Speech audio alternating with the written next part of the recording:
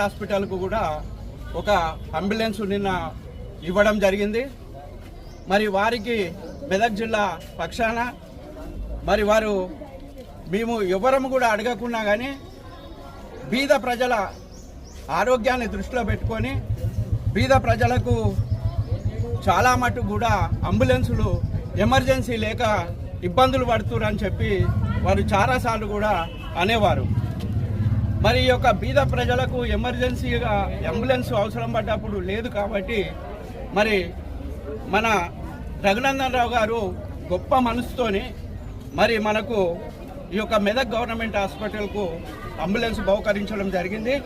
వారికి గాను మరి మెదక్ జిల్లా పక్షాన మేమందరం కూడా వారికి ధన్యవాదాలు తెలియజేస్తూ మరి బీద ప్రజల ఆరోగ్యం గురించి ఆలోచించిన రఘునందన్ రావు గారికి ఆ భగవంతుడు కూడా మరి మంచి ఆరోగ్యాన్ని ఇచ్చి వారు ఇంకా కూడా ప్రజాసేవలో పాల్గొంటూ ప్రజలకు సేవ చేయాలని చెప్పి మరి వారు గెలిచి ఒక సంవత్సరం కూడా అయితే లేదు.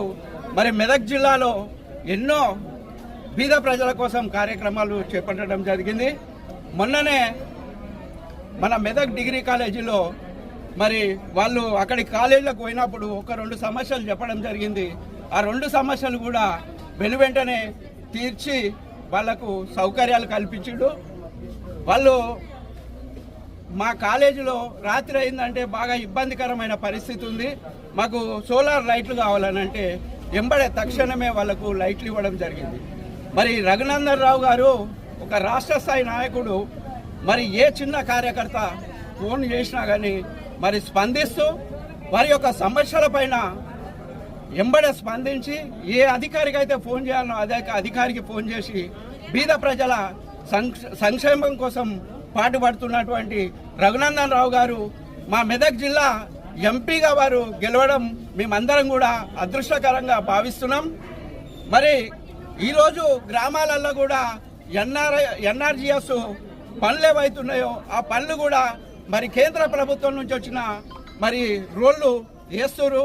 మరి వాటి కాడ మా నరేంద్ర మోడీ గారి ఫోటో లేకుండా, మా ఎంపీ గారి ఫోటో లేకుండా, మరి మా బీజేపీ కార్యకర్తలను పిలవకుండా కాంగ్రెస్ నాయకులు మరి కొబ్బరికాయలు కొట్టి వారే ప్రారంభిస్తారు. మరి డబ్బులేమో మావి, ప్రారంభించేదేమో వాళ్ళు. కానీ ఇది కరెక్ట్ కాదు.